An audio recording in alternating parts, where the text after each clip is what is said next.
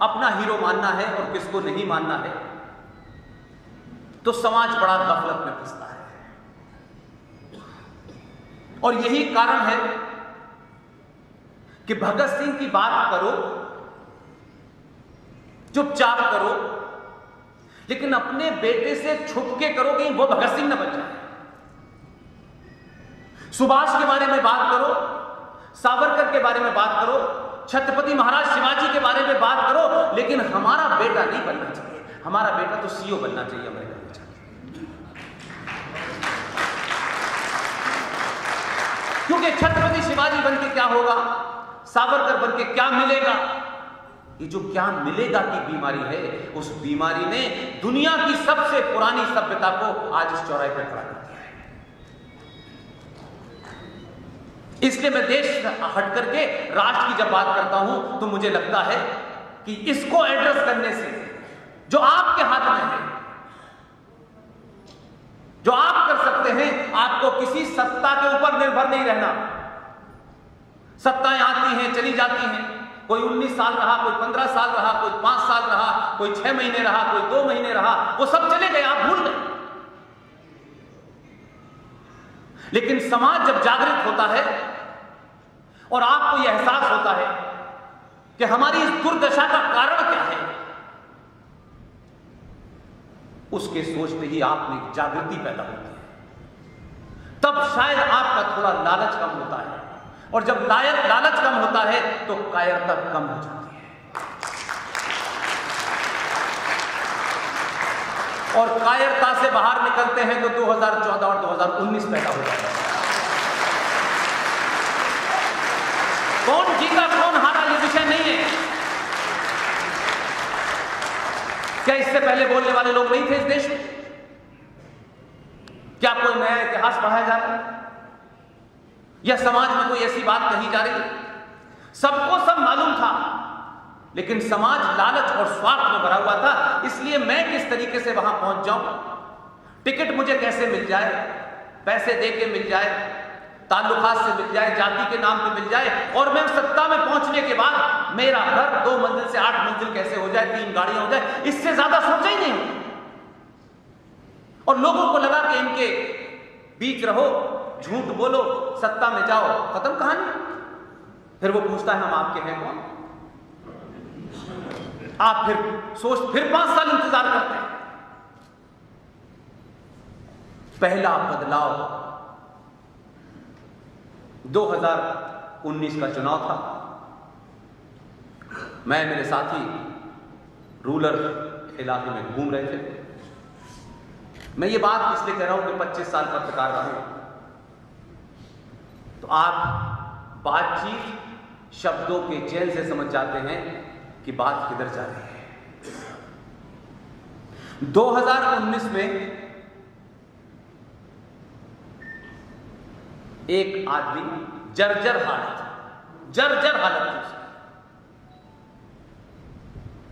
उससे पूछा कि किसको वोट दोगे? उसने नाम नहीं लिया। उसने कहा जो राष्ट्र को बचाएगा उसी को देंगे। जिस आदमी के पास अपना शरीर भी साबुत नहीं है, वो राष्ट्र की सोच रहा है, और जो सुविधा संपन्न है वो अमेरिका जाने की सोच रहा है।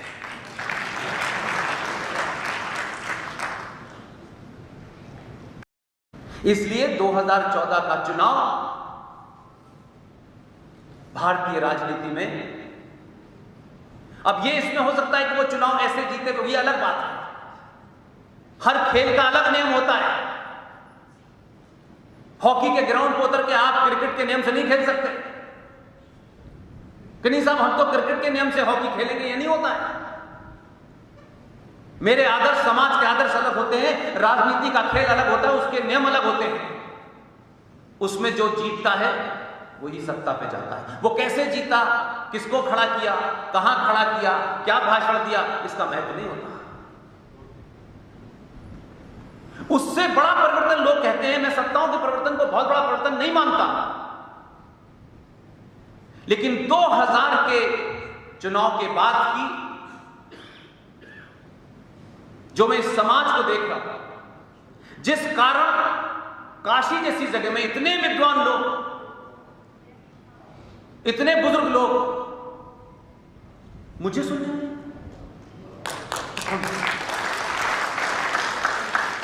शायद मेरी हैसियत आपको एक कप चाय पिलाने की भी है। जो कुछ आप देख रहे हैं बस इतना ही हो,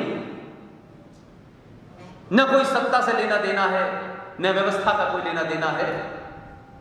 मुझे लगता है 2014 और 2019 के चुनाव में कौन जीता कौन नहीं जीता मैं फिर कह रहा हूं, मेरा मतलब नहीं है, लेकिन मैंने पहली बार महसूस किया 2014 के चुनाव में और उसके बाद 2019 के चुनाव में भारतीय राजनीति के केंद्र में पहली बार हिंदू आया।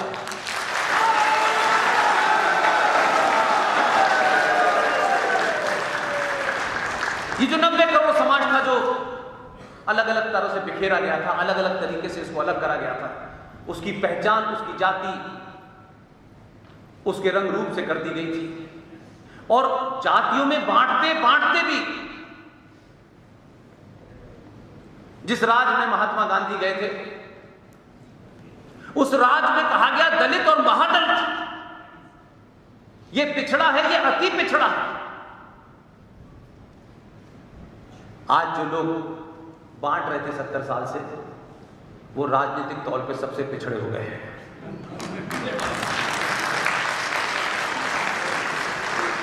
इसलिए मैं बार बार अपनी पूरी बातचीत को लौटा के वही लाना चाहता हूं। आपकी किसी से नाराजगी हो सकती है,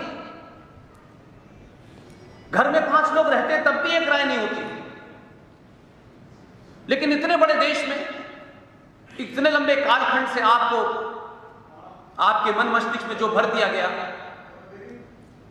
उसके चलते शायद आपकी सामूहिक सोच समाप्त हो गई है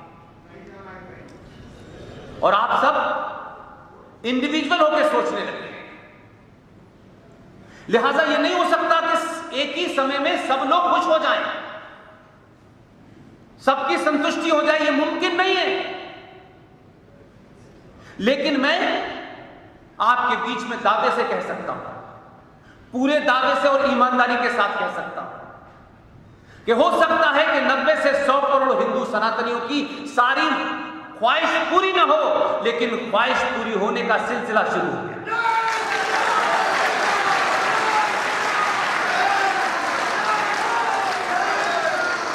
ये पहले होना चाहिए था, ये बाद में होना चाहिए था, इसका मैथमेटिक्स समाज छोड़ दे। हम 5 लोग 10 लोग मिलकर के एक राय नहीं हो पाते हैं। दुनिया की हजारों मुल्क, हजारों कारण, देश के अंदर की स्थिति, उन सब के बीच में अपने एजेंडे को पूरा कर पाना भागीरथी जैसा होता है। ये सुनने में लोग कहते हैं क्या ये क्या कर दिया, इससे क्या फर्क पड़ता है। मैं समझता हूं कि आप इस मनोदशा से बाहर निकले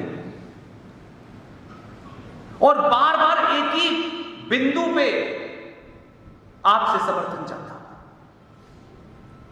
मैं जीवन में कभी चुनाव लड़ने नहीं जाऊंगा, न मेरा कोई पार्टी में इंटरेस्ट है, न सत्ता में इंटरेस्ट है, लेकिन आप सबसे इसलिए कहना चाहता हूं कि आप काशी के लोग हैं, काशी विश्वनाथ की कृपा है। क्या कभी आपने अपने दिल पे हाथ रख के सोचा कि दुनिया में इतना ज्ञान देने वाली जगह भगवान विश्वनाथ की नगरी, आपके घर में जब हम घर नया लेते हैं या किराए पे भी जाते हैं तब भी हवन करते हैं? क्यों करते हैं? उसका क्या महत्व है? जब आप नींव रखते हैं मकान की तो उसका भी पूजन होता है, भूमि पूजन होता है, तो कुछ तो होगा ना, कोई तो कारण होगा। यह बात अलग है कि जो काम हमारे गेरुआ वस्त्र डाले हुए संतों को करना चाहिए था उन्होंने भी नहीं किया, उन्होंने भी अपने काम में बड़ी कोताही बरती है। अब वहां कंप्यूटर बाबा और गोल्डन बाबा पैदा हो गए। ये आपके जो आपका इतना परम वैभव था उसके गिरने की निशानी है। तो जो समाज हर छोटी छोटी चीज के ऊपर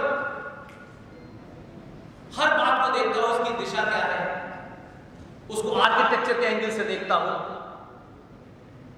उसको संस्कृति के एंगल से देखता हूं।